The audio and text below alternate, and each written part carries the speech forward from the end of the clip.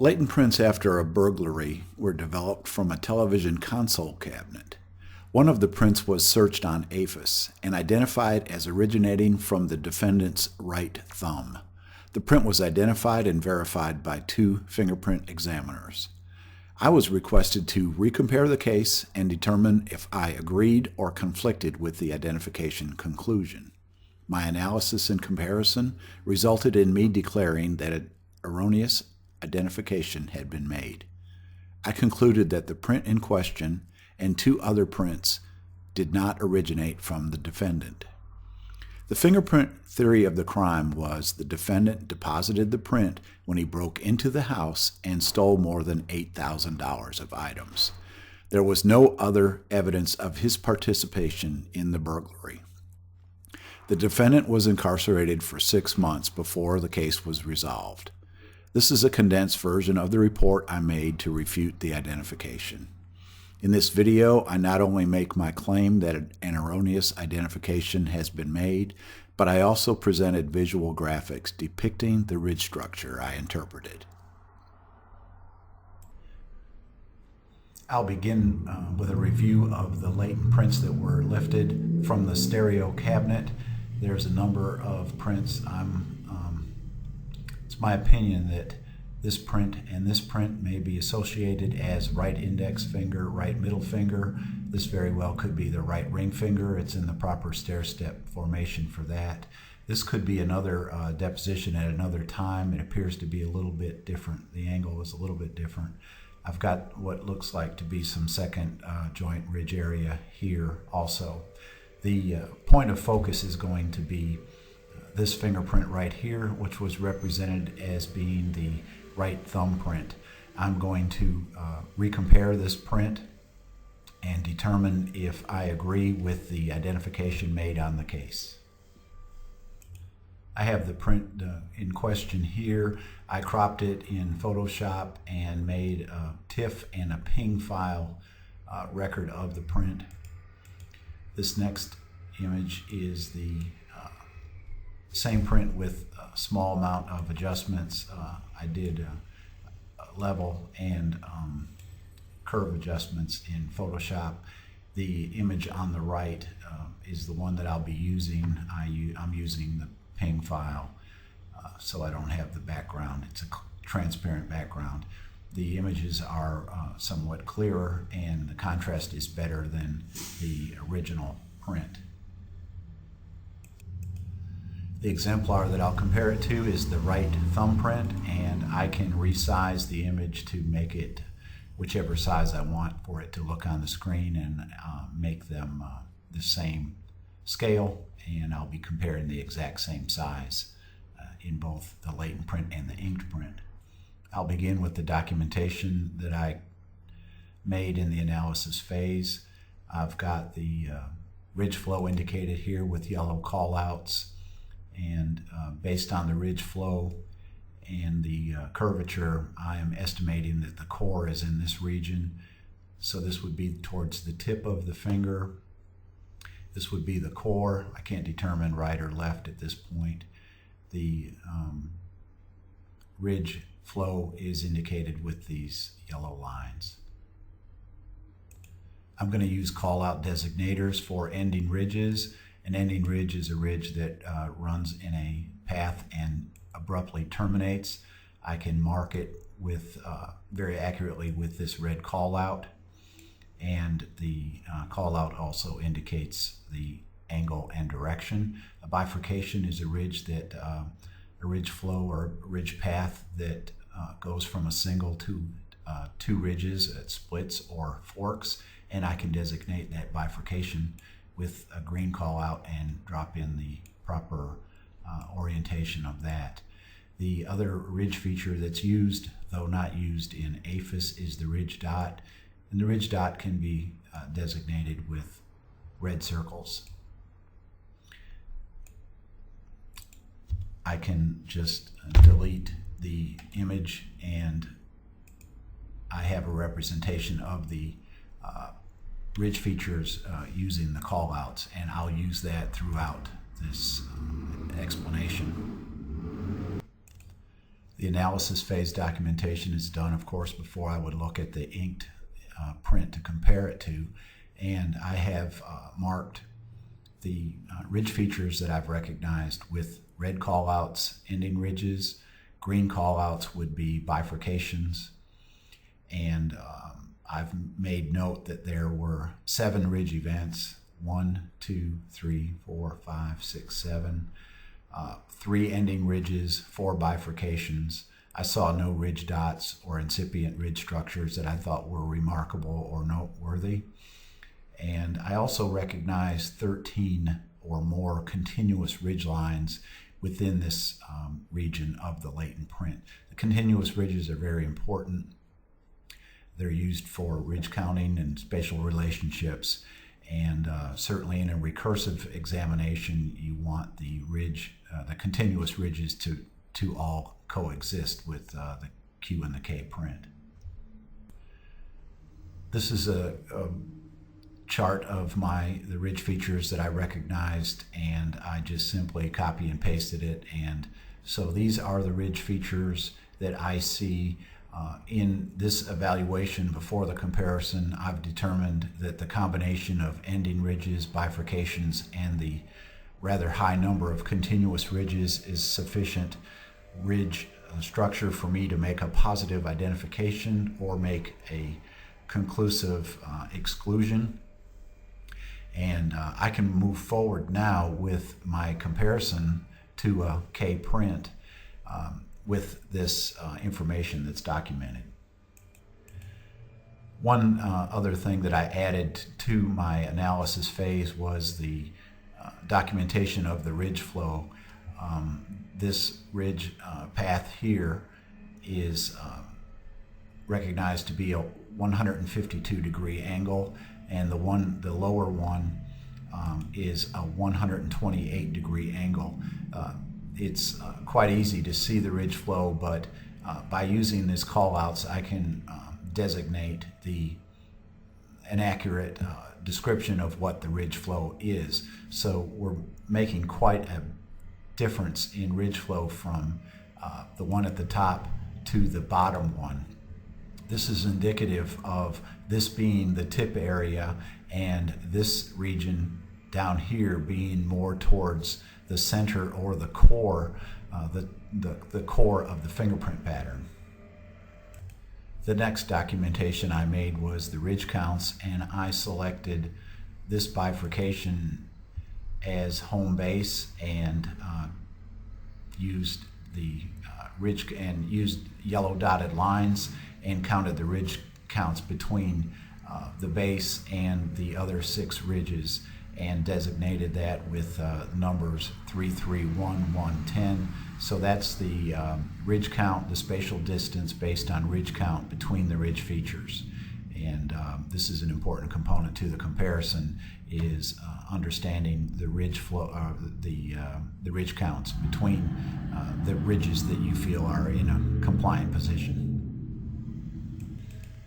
I can delete the photograph of the image, and now I have represented the bifurcations in green, ending ridges in red, with the number of intervening ridge counts between them. So the fingerprint now is represented with these callouts and ridge count designations. To review, the print on the left is the crime scene print, and the print to the right is the crime scene print with the ridge features designated. I can cut that and show these are the ridges that I'll be using in my comparison, and I will have to account for each one of these if I were to make an identification, and I can also use them for exclusion purposes if I need. These are the notes that I made on the comparison. The print on the right is the thumbprint. It's the very tip area of the thumbprint, and I was able to find approximately or exactly 5 ridge features that appear to be somewhat in compliant positions. I have indicated the ridge features with yellow callouts in the K print, and they correspond somewhat to the ridge features that I marked in the Q print in the analysis phase. My comparison determined, however, that the ridge features were not sufficiently in compliant positions, and it's readily apparent that this is not an identification, that these 5 ridge features are not sufficient for identification, but actually are significant and remarkable, that they display a difference, and that the 2 prints did not come from common origin, common area from the print.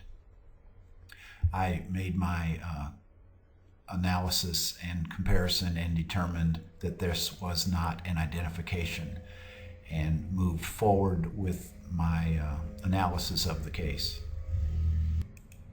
When I was unable to confirm the identification, I requested additional information and was submitted this screen print of the encoded ridge features on the APHIS search. And here you can see that there were 5 minutiae marked, and they are indicated with numbers 1 through 5. And this chart shows the area of the inked thumbprint that was identified. It's my opinion that this is the wrong area of the print, and this print did not come from the very tip of a finger. In this graphic, I've aligned the left and the right, the left being the latent print and the right being the ink print, and I put them in alignment so that they can be compared in a side-by-side position. This is somewhat similar to what it would look like under a magnifier, and the ridges can be compared together. The ridge features can be compared together.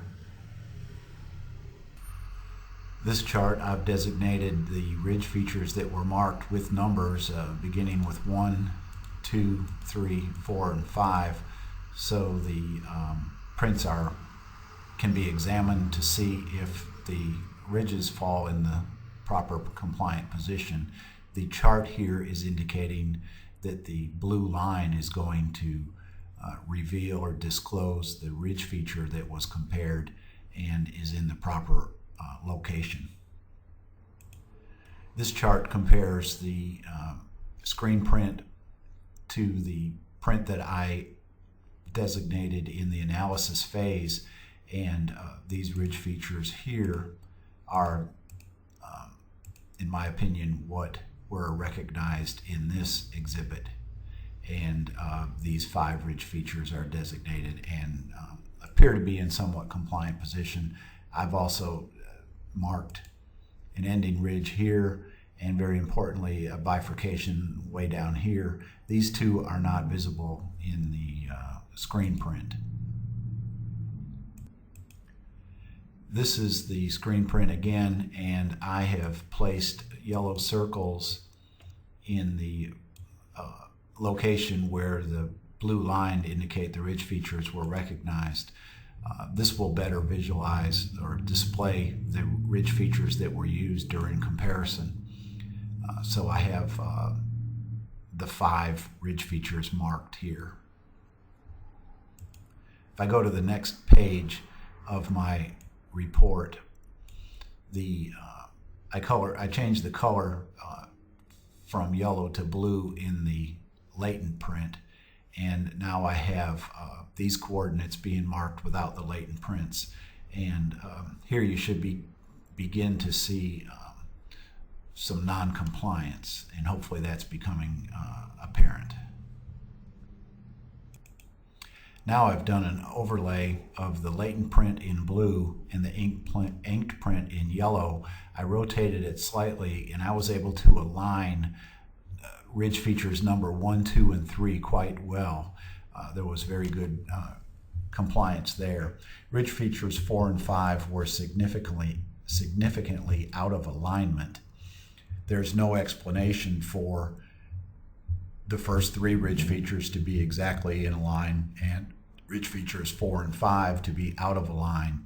This is in my opinion, this is a major red flag that there is a real issue with the identification, certainly considering that the identification was based on 5 minutia points. The next thing I did was count the ridge counts between the coordinate points using feature number 5 as a home base, and in this I determined that the ridge counts between each of the ridge features are exactly the same. 5 to 4 is 4 ridges, 5 to 3 is 3 ridges, 5 to 2 is 1 ridge, and 5 to 1 is 1 ridge count. So these ridge counts indicate that if you're just using ridge counts, that the spatial the spatial distance between the ridge features are compliant. However, ridge counting is not the only method of determining spatial relationships. And again, this is a red flag that you do not want to rely only on ridge counting for spatial relationships. After ridge counting, I measured the coordinate distances and found there to be significant differences in the distance.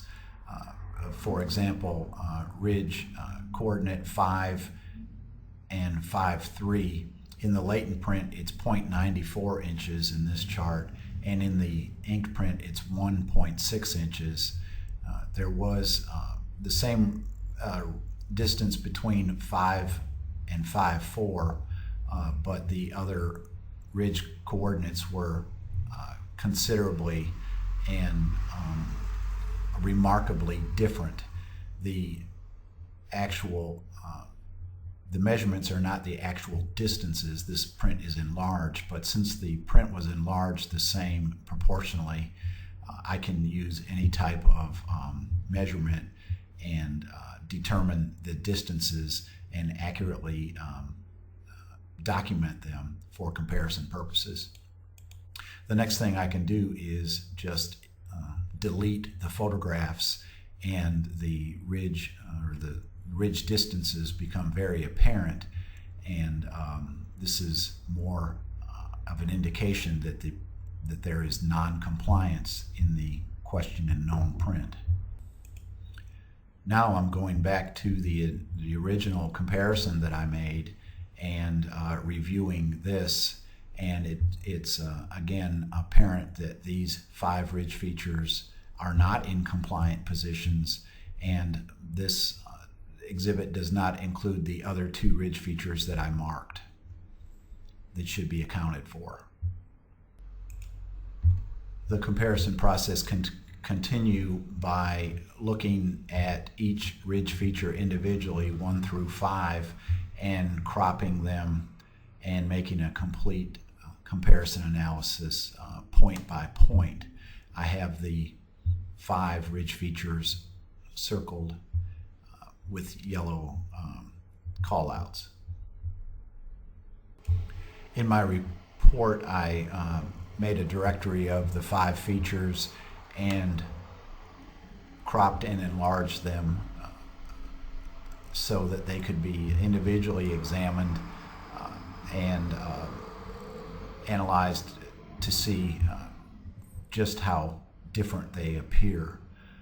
Not only do we have spatial distances that are incorrect and out of alignment, the ridge features themselves are all different, and I can briefly explain that.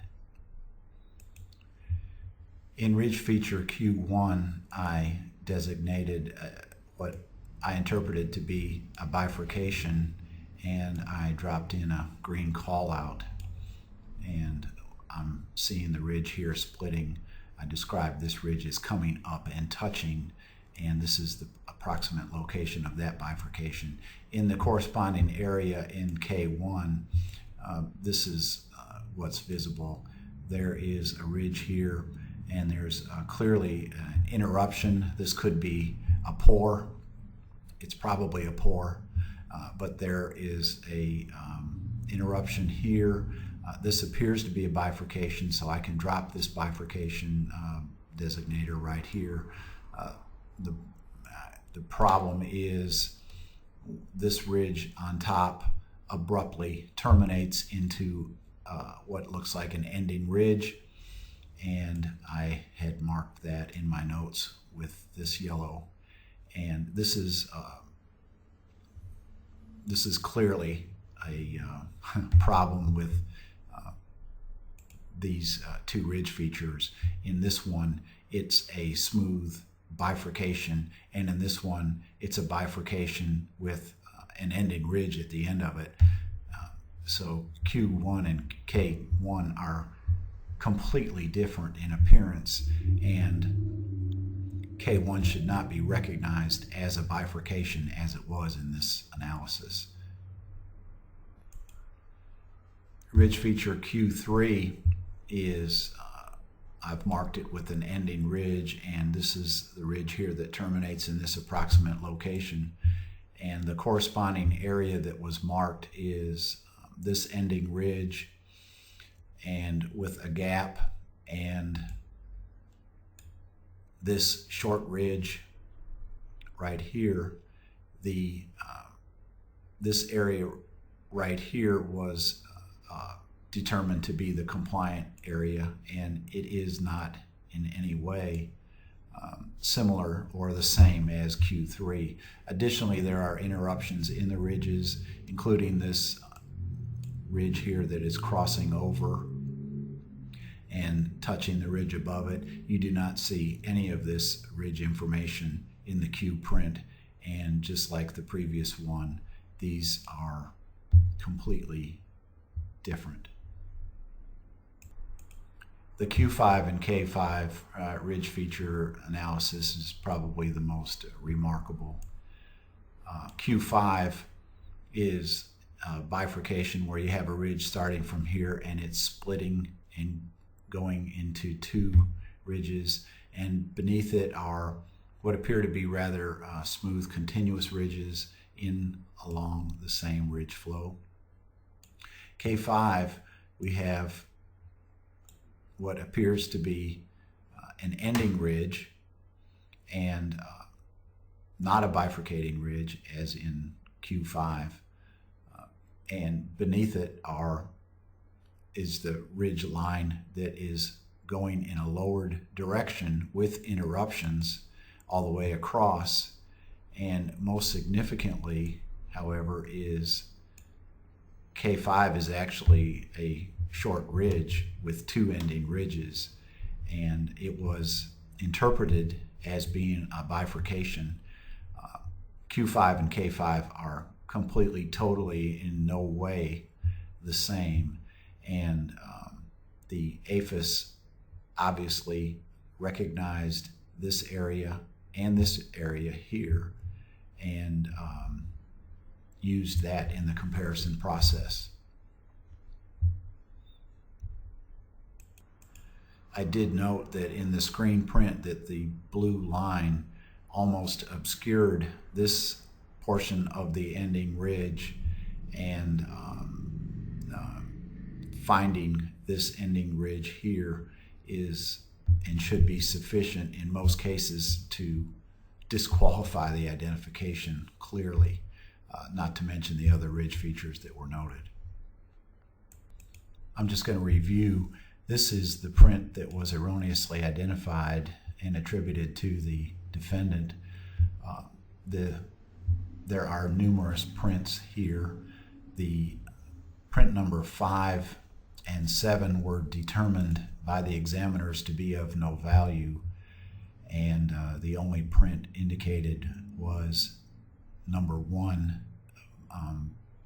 belonging to the defendant. I think there was some serious problems with not giving 5 and 7 value for identification purposes, if for no other reason.